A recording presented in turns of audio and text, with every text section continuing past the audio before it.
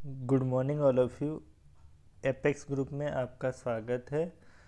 आज हम डिस्कस करेंगे इमर्जिंग मोड्स ऑफ बिजनेस, जो कि हमारे बिजनेस स्टडीज़ क्लास 11th का 5th चैप्टर है।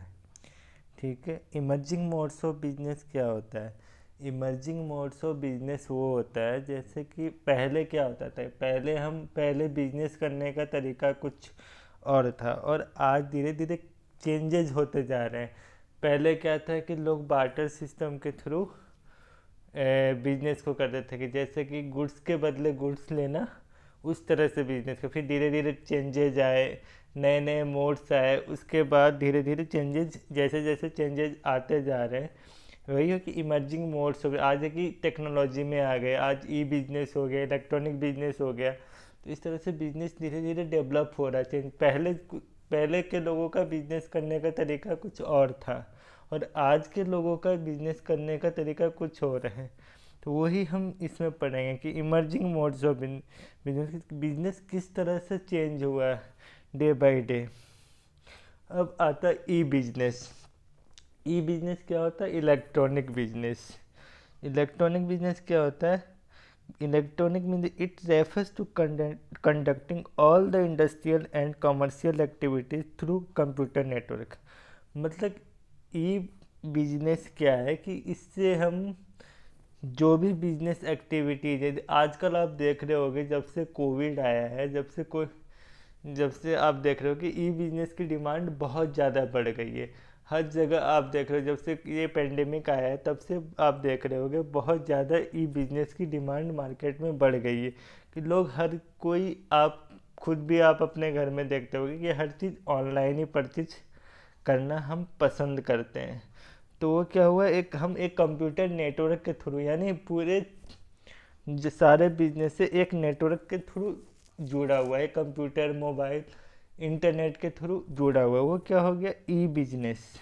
यानी एक बिजनेस के जैसे फ्लिपकार्ट आप देख लो या फिर अमेजोन देख लो, ये क्या एक ई बिजनेस यानी इलेक्ट्रॉनिक बिजनेस रन कर रहे हैं। हम अपने फ़ोन से, अगर हमें आज ज़रूरत है तो हम अपने फ़ोन से ही ऑर्डर कर देते हैं और वो सामान हमारे पास घर तक आ जाता है, क्योंकि हम शॉप पे तो गए नहीं, हमने डायरेक्टली ऑर्डर करा और वो जो सामान था, वो जो भी गुड्स था, वो हमारे घर पे, प्रोडक्ट था वो हमारे घर पे डायरेक्टली पहुंच गया।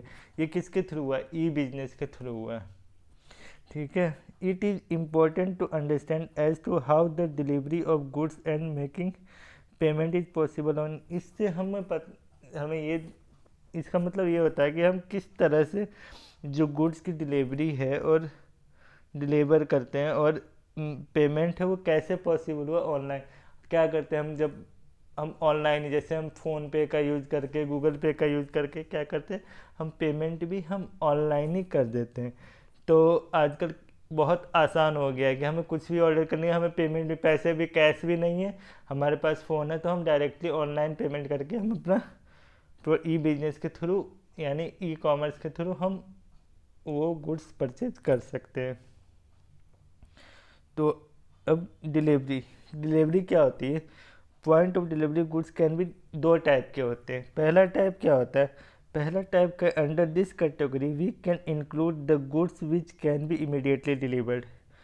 कंप्यूटर, जैसे हम मान लो कि रेलवे की एयर की टिकट करवा रहे हैं, माने एयर की टिकट अपनी हमने कहीं जाना है तो हमने टिकट करवाई तो हमने टिकट जैसे ही बुकिंग करी, हमें इमीडिएटली पेमेंट करना पड़ता है और टिकट हमारे पास होती है तुरंत। तो ये इमीडिएट होटल की बुकिंग हो गई, जैसे मतलब कोई भी पब्लिकेशन हो गया, कंप्यूटर सॉफ्टवेयर, वो इमीडिएटली आपको डिलीवर्ड होता है, कि आपको उसके लिए वेट नहीं करना। आपको जस्ट आपने, वो क्या है कि एक टाइप की ये डिलीवरी हो गई। और दूसरी होती है, in this category we include goods whose delivery can not be immediately.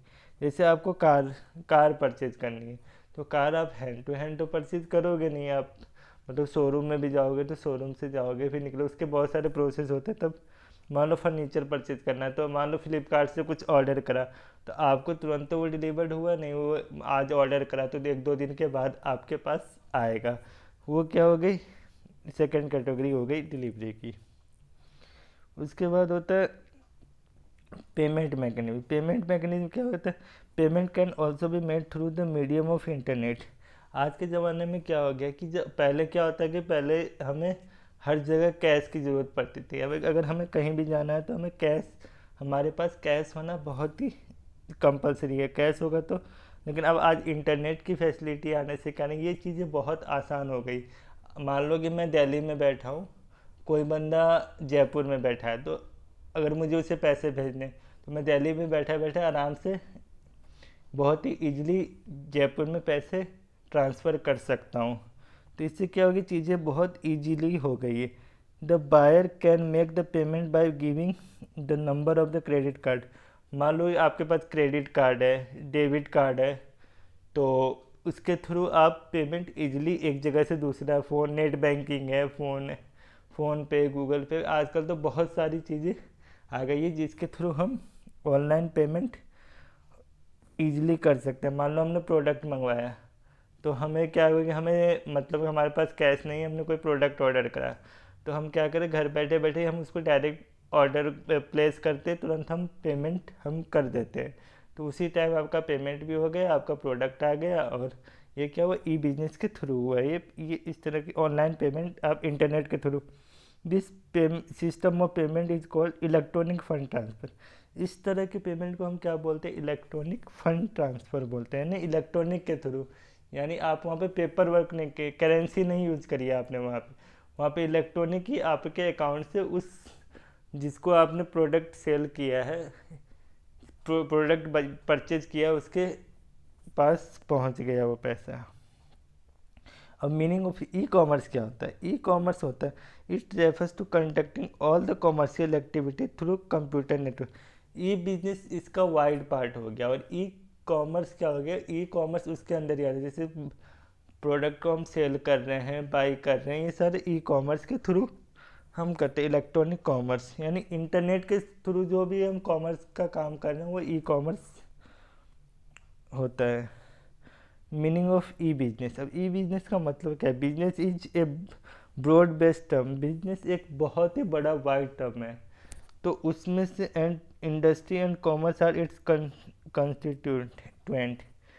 Industry और कॉमर्स जो है इसके कंस्टिट्यूएंट, इसके पार्ट है।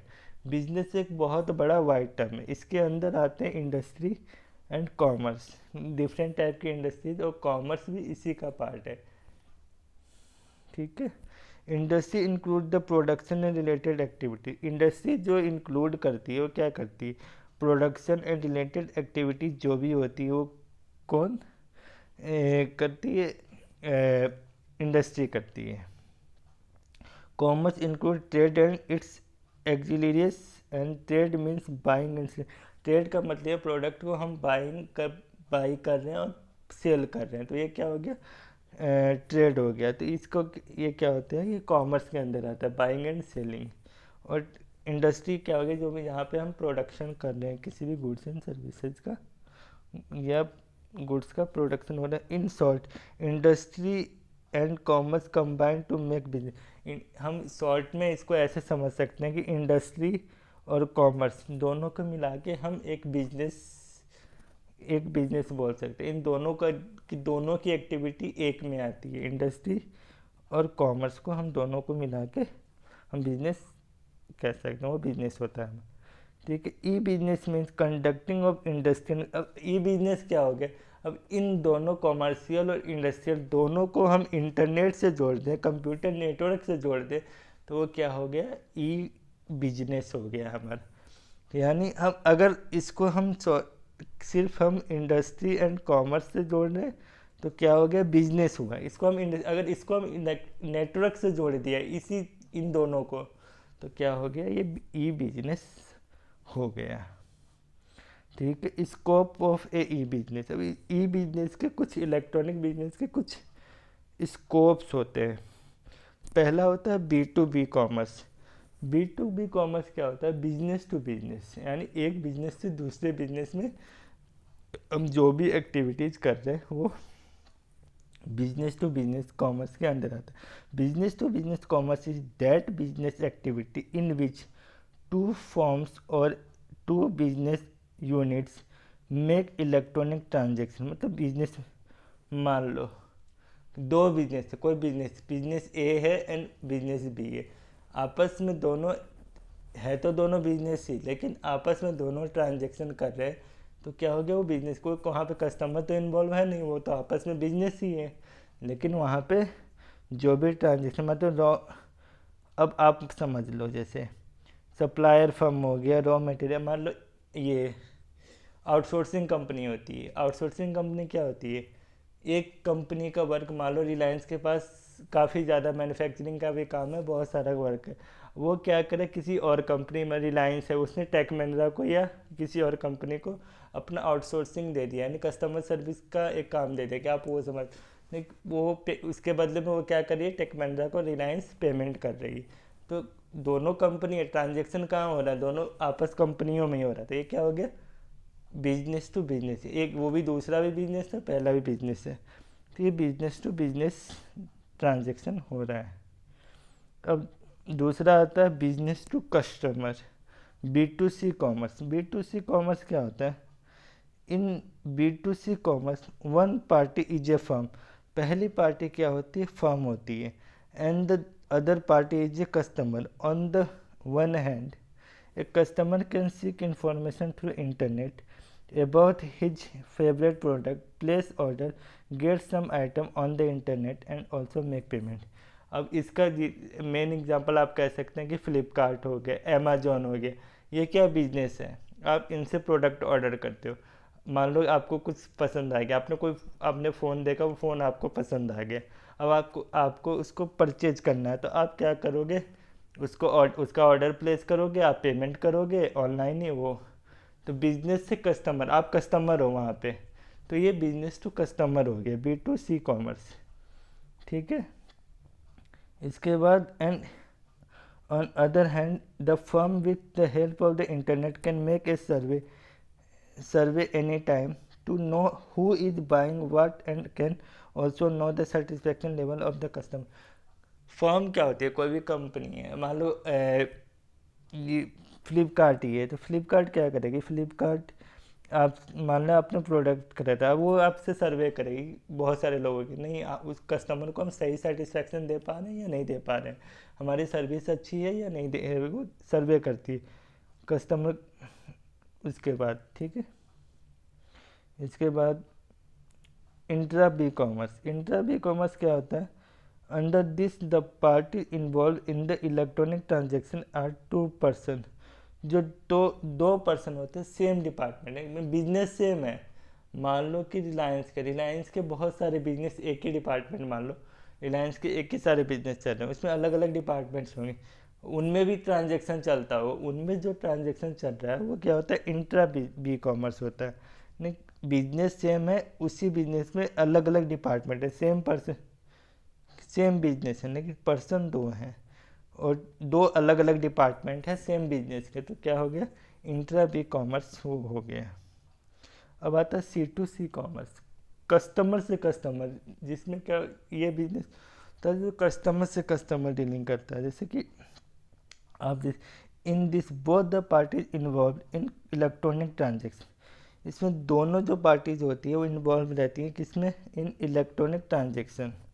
यानी कि मान लो OLX हो गया आपका, OLX में आप मान लो कि आप ओल्ड फ़ोन, आप कस्टमर हो, आपको मान लो कि आपको पुराना फ़ोन परचेज करना है, तो आप भी कस्टमर, मीडिएटर का OLX क्या करता है, मीडिएटर का काम करता है। जैसे आपको फ़ोन की ज़रूरत है, ओल्ड फ़ोन की, अब OLX पे आप जाकर सर्च करोगे, कोई दूसरा बंदा होगा, वो उसके पास पुराना फ़ोन पड़ा है, तो वो क्या करेगा, वो उस फ़ोन की आपको पूरी डिटेल मेंशन करी रहती है, आपको फ़ोन पसंद आ गया तो आप उस कस्टमर से बात करोगे और आप डायरेक्टली उस वेबसाइट के थ्रू आप फ़ोन परचेज कर लोगे।